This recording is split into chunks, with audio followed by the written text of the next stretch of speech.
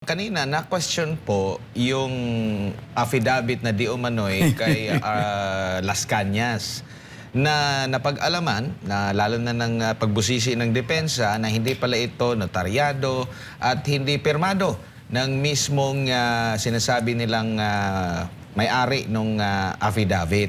Sa korte po ba, maaari po bang gamitin ito as part ng ebidensya or kahit bilang reference ng testimonya po at may bigat po ba pag wala yung mga itong hinihingi na mga notaryo, perma mismo ng ng may Alam mo, pag nag-prepare ka, gaya ng anak ko, head na ng RBTA, Rama Bainatan Ang. Palagi ko sinasabi sa kanila, busisihin nyo. You have to be thorough. Kasi, pag hindi ka thorough, yung kliyente mo, magbabayad sa inyo yan. At the end of the day, your recklessness gets into a prejudicial position of your client, it goes to your competency. Competency. Kaya, yung nangyayari, gagawa ka, president ka, wala namang pirma, tapos yung pinasabing photocopy or whatnot. Para sa akin, talaga hindi prepared.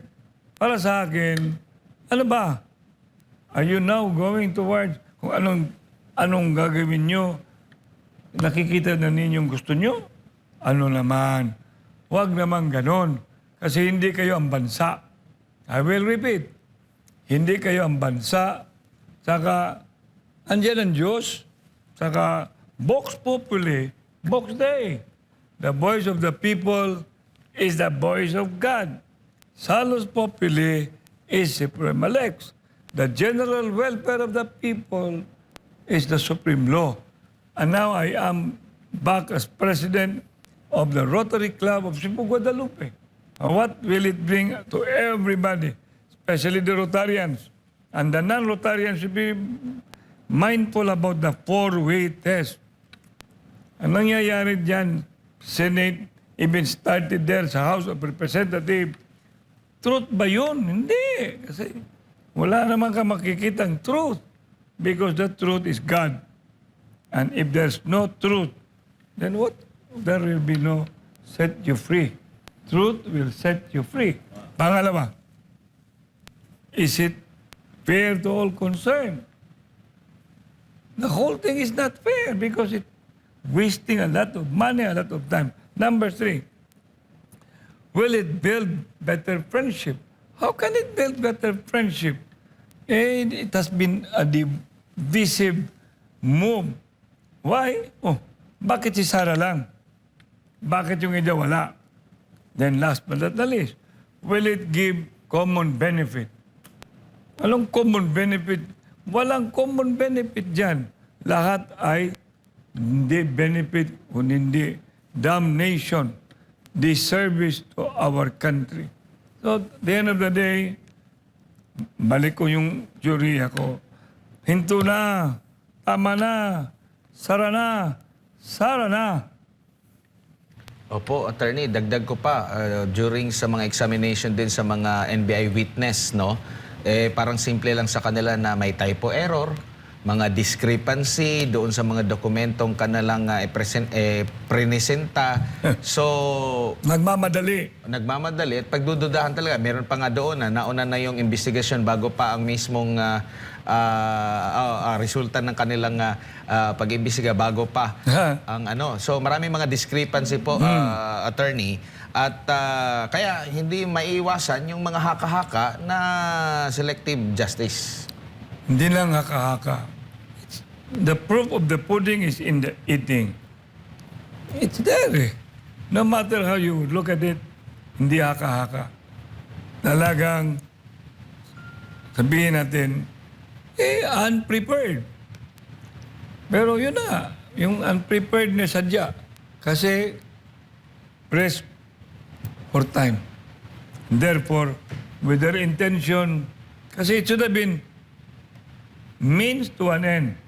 Pero kung means mo mali, gusto mo mangyari at the end, makonvict mo, hindi mo talaga, it will not align with what is right to start with and end right to end.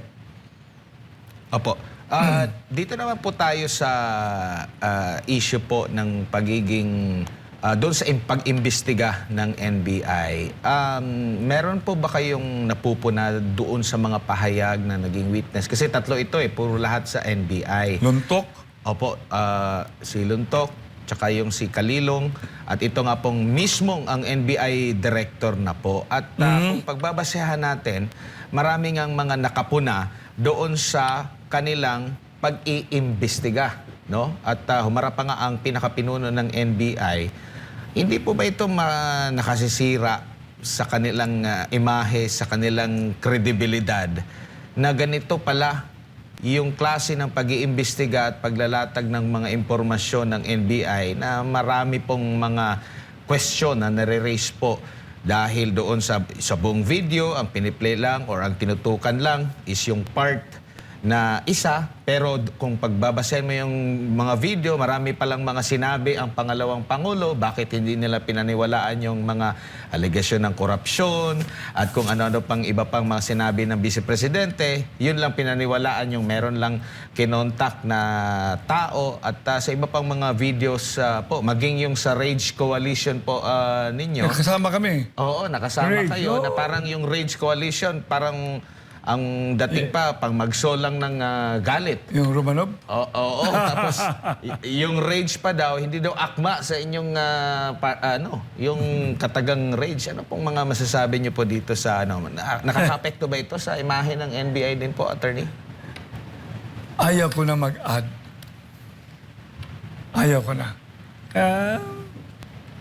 Sinasabing, what they presented, take it, but whether it has probative value, it has already been repeatedly assailed.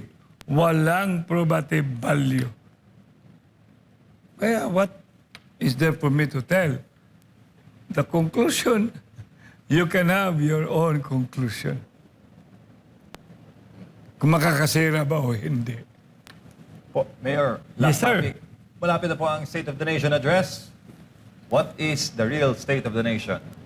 Maghintay kayo kasi I would not want to be doing a telegraphic. But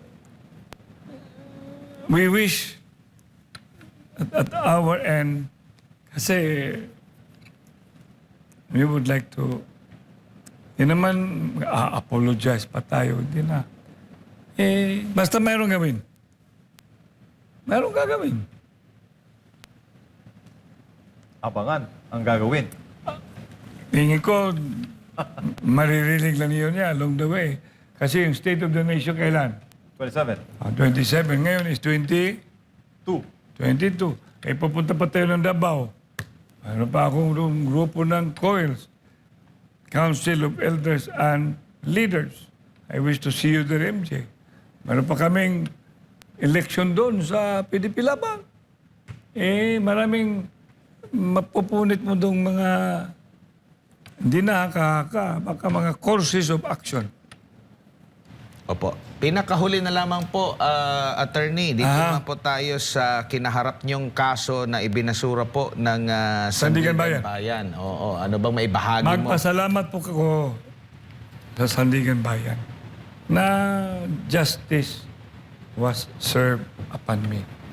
Not selective, but justice because the pleadings that was submitted by the RBTA led by my son, Councilor, who will be running for mayor, Attorney Mikel Rama, are replete with all evidence and justification that eventually would really merit dismissal. And we thank, and I thank Sandigan Bayan for hearing us and then making a decision on the basis of facts and evidence. Opo. Ito bang kaso na ito, attorney, nagamit ng mga kalaban niyo po? I do not want to go back because that's water under the bridge. But, meron pa ibang kaso na gusto ko nang tapusin na nila. Wala naman talaga akong kasalanan. alam ni Pastor Kibulo yan. Alam ni Digong, I shared all this whole thing that I ended up, and it started, MJ, when I stood for President Digong, Mayor, regarding our commonality on our stand against the People's Initiative. And you were there, I think, covered by SMNI in the city of Cebu. And that has been issued a rally permit at South Road property. Ano ba ang significant during the time? Ang daming ginagano ni Digong noon. Lahat, governor, congressman, or what not. Wala naman papakita sila dun at that time. Kaya, from that time on, my persecution commences. So, wag na natin pag-usapan yung... Opo, wag na natin pag-usapan yan. Ang ano ko lang, dasal ko, Ito na lang, attorney. tapusin na nila yun. Oo. Bigyan nila sa akin yung justice. Opo. Kasi pag hindi na binibigay, justice delayed, justice denied. Isara na. Kaya nga, isara na. Sara na. Opo, attorney, ito na lamang po bilang panghuli sa akin bago Sige. yung last message mo sa ating mga kababayan. Nabanggit mo kanina yung plano sa anak niyo po na si Councilor Mikel. Nandyan, no? Oo, plano niyo naman po ang tatanungin namin. Ano ba? Plano niyo naman po. Akin. Hindi agad narinig eh. Hey, siya magraran ng mayor, ako naman konsihal, at saka I will be very busy. Right now, I've been working it out that Sara, yung STP, Save the Philippines, Sara the President. Saka et cetera, et cetera, et cetera. Yung papuntang Davao, kasama na yun. That is preoccupying me. In the future, thy will be done. Opo, mensahe niyo na lang po sa ating mga kababayan po, attorney, napakarami ng problema po natin. Ano po ang inyo na lang pong... Dasal. Opo. Kasi may kanta dyan eh. Yung mga I'll lead you to rest. Saka yung burden na pinasan mo, alam ng Diyos, kaya mo yan. Kaya mo yan. Pasanin mo. Anyway, there will be no gain without pain. No rising without sacrificing. So lahat tayo, let's look at that direction. Dasal, dasal. Pero faith without action is dead. Kaya yung action, you will know that in the days to come.